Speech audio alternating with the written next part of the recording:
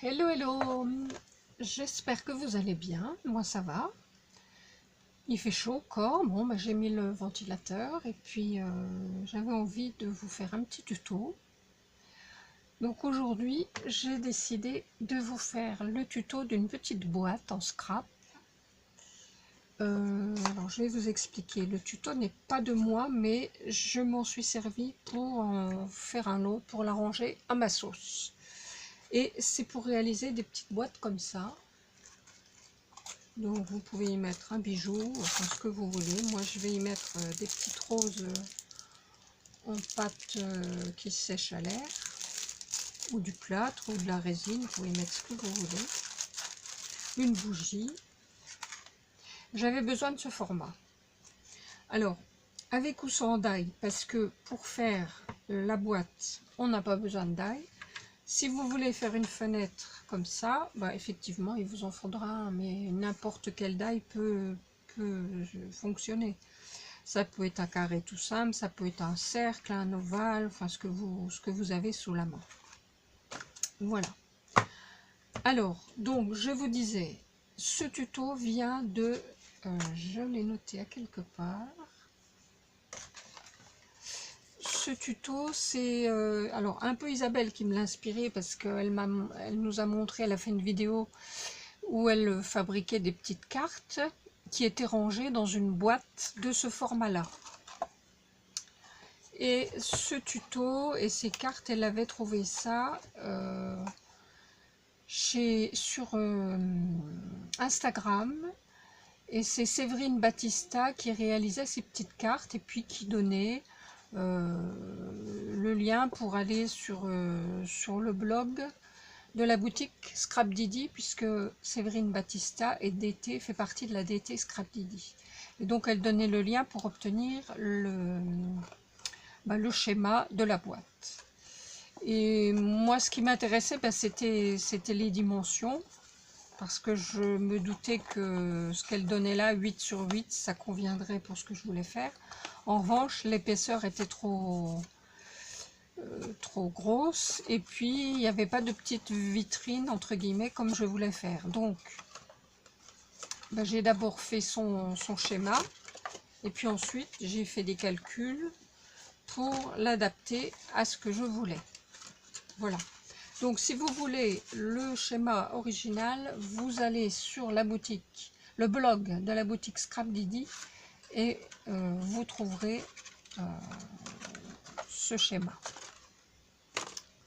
Voilà, donc pour nous, il nous faudra donc du papier, une tablette de rainurage, du rhodoïde si vous voulez faire la petite fenêtre,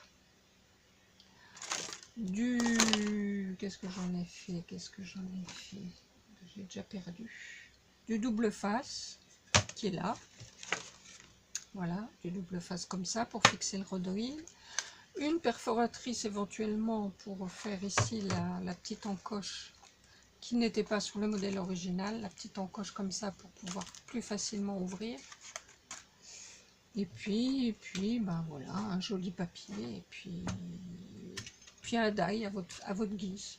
Voilà. Allez, c'est parti, on y va. Je range ça, je mets ça de côté et on y va. Donc il vous faut un morceau de 13,5 sur 21.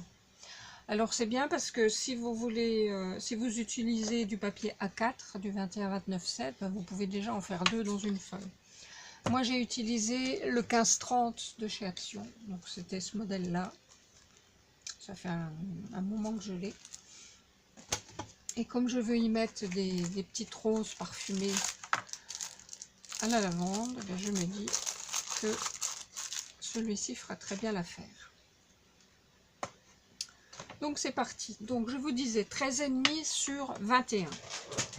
Il vous faudra un pli à 8.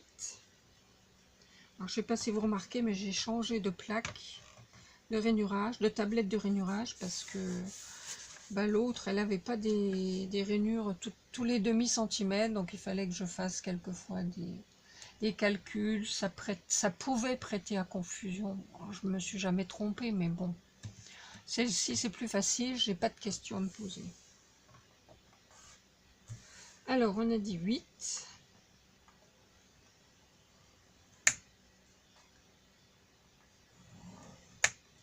Ensuite 10. Donc dans le sens de la longueur, hein, de 21. 10. Ensuite 18.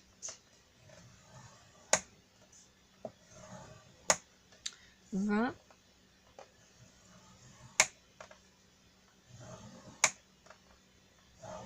Et il vous restera 1 cm. Dans l'autre sens, alors il ne faut pas que je me trompe, parce que je voudrais garder les fleurs dans le bon sens. Donc dans l'autre sens,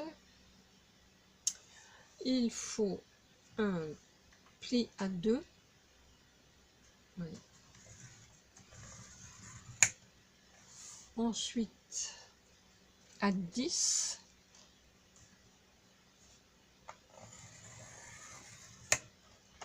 Et à 12. Voilà. Voilà ce que ça nous donne. Donc pour la tablette, c'est terminé. Maintenant, ben, il n'y a plus qu'à découper en fonction du gabarit. Alors, il ne faut pas que je me trompe, hein. Dans la longueur du bas, là où vous avez les 2 cm, parce qu'au bout il vous reste 1,5. Là où vous avez les 2 cm, j'espère que vous allez voir, ici à la jointure des plis verticaux, vous allez couper jusqu'au trait horizontal.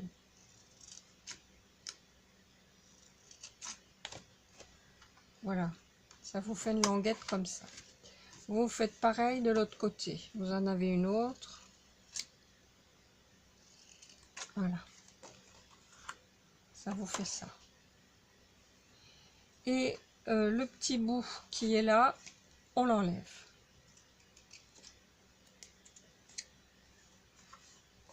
Voilà ce que ça nous donne.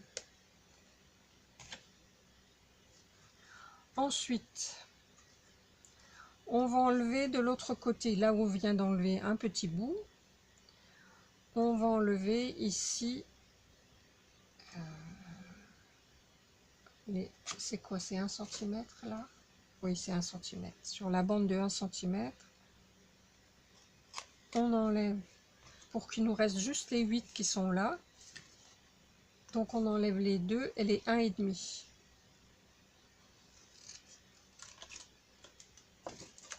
Comme ça. Ici, on a une languette qui fait 2 cm. Donc on va couper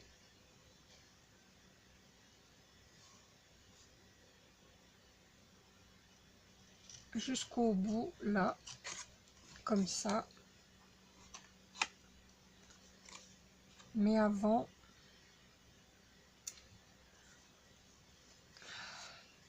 ici c'est le côté où il reste 1,5.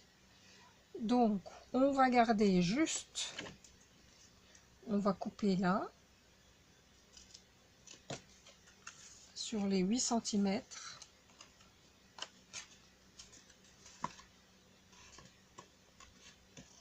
Jusqu'à la deuxième ligne, comme ça. Et toute cette partie-là,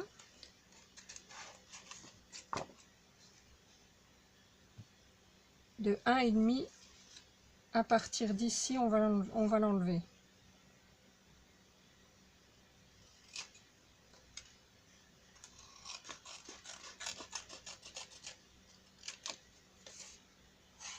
Voilà ce que ça va donner.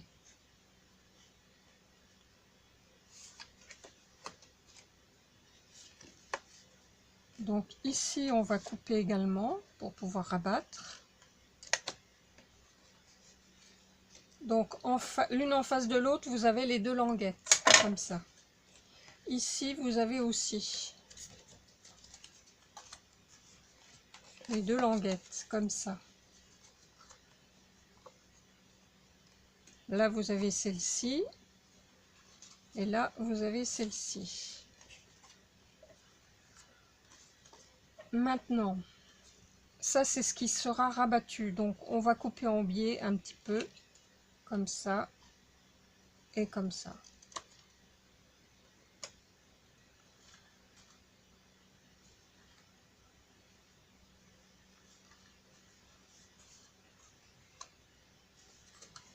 Et ici, on va couper également cette partie-là.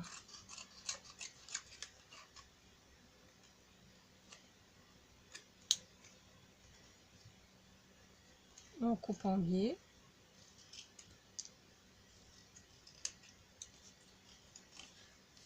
Et l'autre également.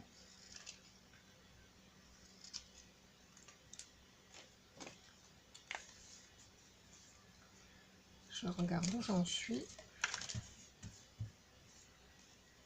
Voilà ce que ça vous donne. Je vais vous montrer le gabarit.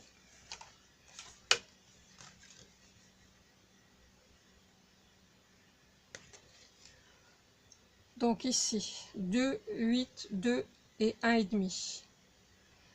8, 2, 8, 2 et 1.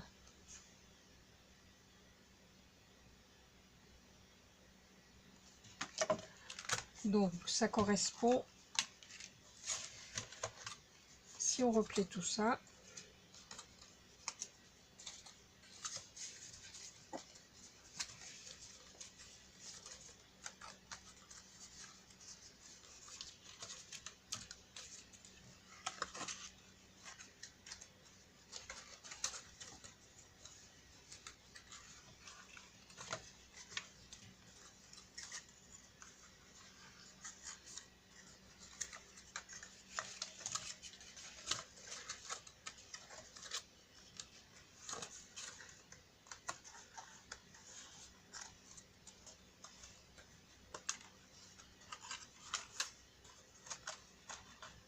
voilà ce que ça va nous donner.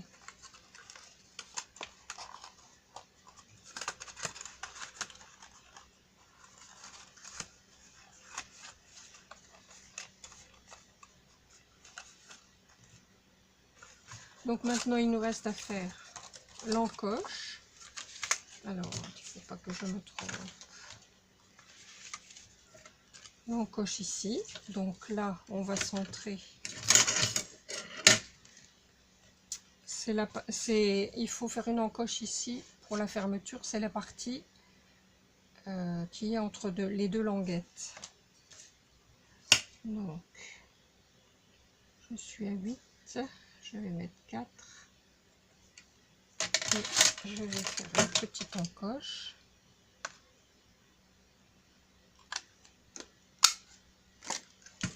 Voilà.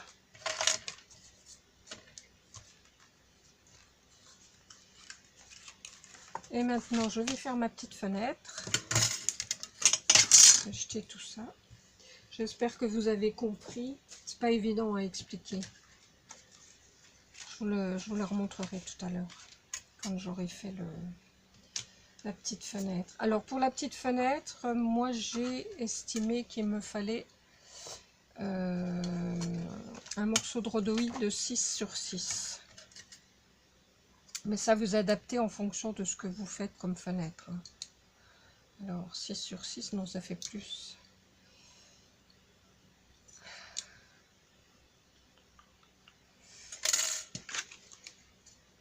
Ça c'était pour la petite 6 sur 6.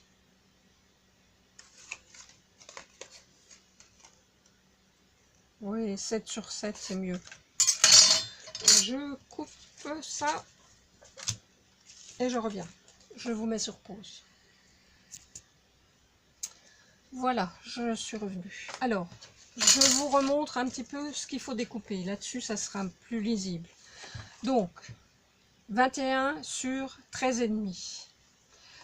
Pour découper, donc une fois que vous avez fait vos plis, sur la partie 1,5, vous laissez juste le début qui commence là à 8.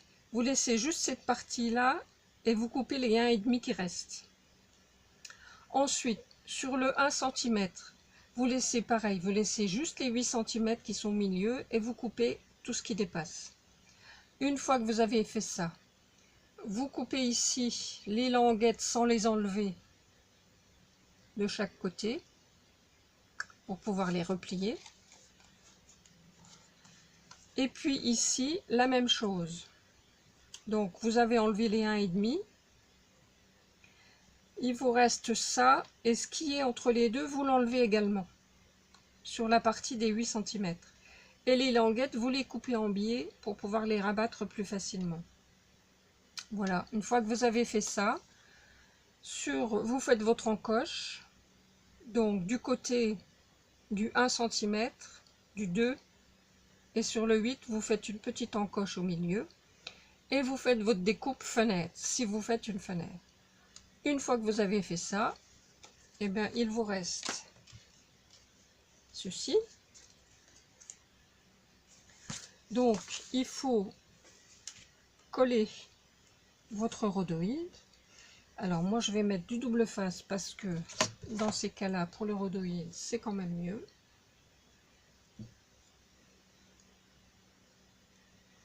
Où est-ce qu'il est? Je regarde où je vais. Ouais.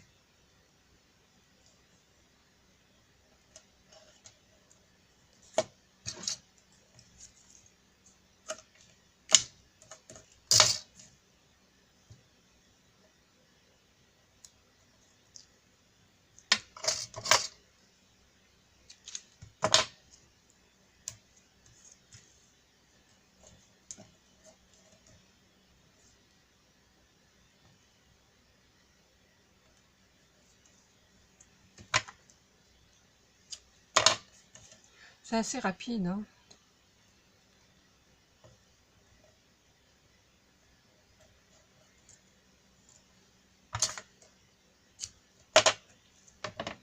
Vous verrez quand vous en aurez fait une dizaine, ça ira tout bien. Donc j'enlève mon double face.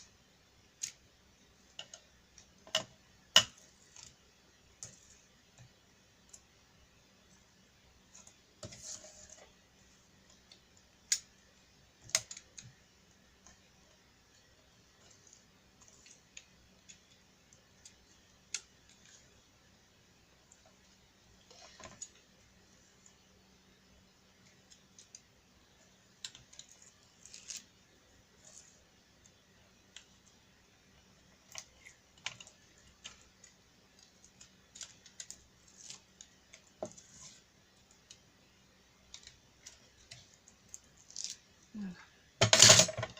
Il est où? Il est là.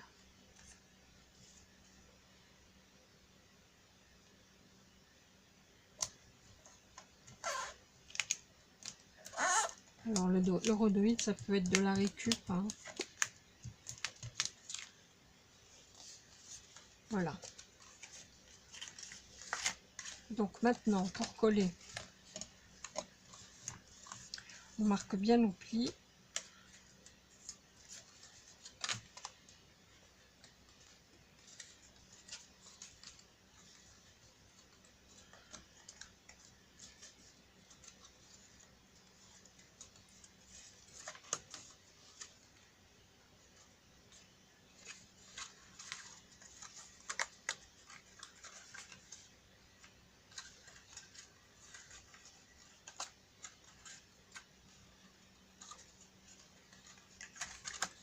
Alors que je réfléchisse, je ne sais plus.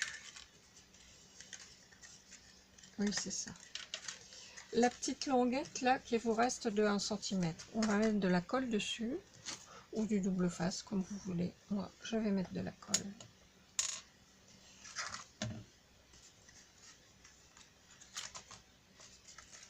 Et on va mettre ça sur l'endroit du papier, juste sur la petite languette de 1 cm.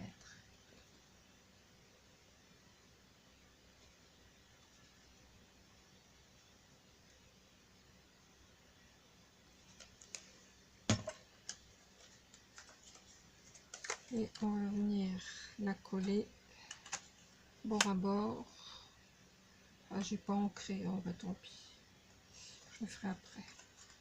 Donc on colle bien ici bord à bord pour fermer en partie notre boîte. Voilà. Ensuite le fond, on replie les petits côtés, on va mettre de la colle là, sur la languette qu'on rabat, sur l'autre également, et on rabat un morceau. Ensuite on en met tout le long sur l'autre et on rabat. Voilà.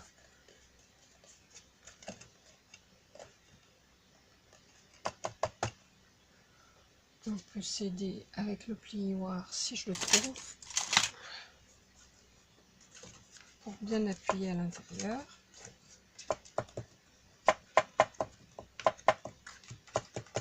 Après vous pouvez la faire plus épaisse, mais il faudra que vous calculiez, au lieu des 2 cm vous mettez plus.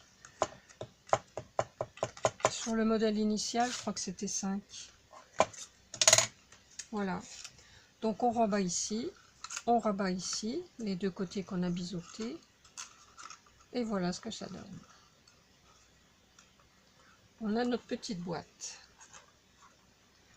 Voilà, et bien c'est tout. Alors après, bon, vous pouvez mettre une petite étiquette, enfin ce que vous voulez, une petite déco si vous voulez. Moi je vais les laisser comme ça. Je mettrai juste peut-être une étiquette là, et puis c'est tout. Voilà, bah écoutez, j'espère que ce tuto vous aura plu, que ça vous aidera pour vos petits cadeaux. On peut y mettre des scrap bidules aussi, hein, quand on envoie un colis aux copines, c'est toujours utile. Voilà, je vous fais des gros bisous, je vous dis à bientôt, merci pour vos commentaires, merci pour tout, pour votre bienveillance, prenez soin de vous, et puis à bientôt pour une autre vidéo. Bye bye.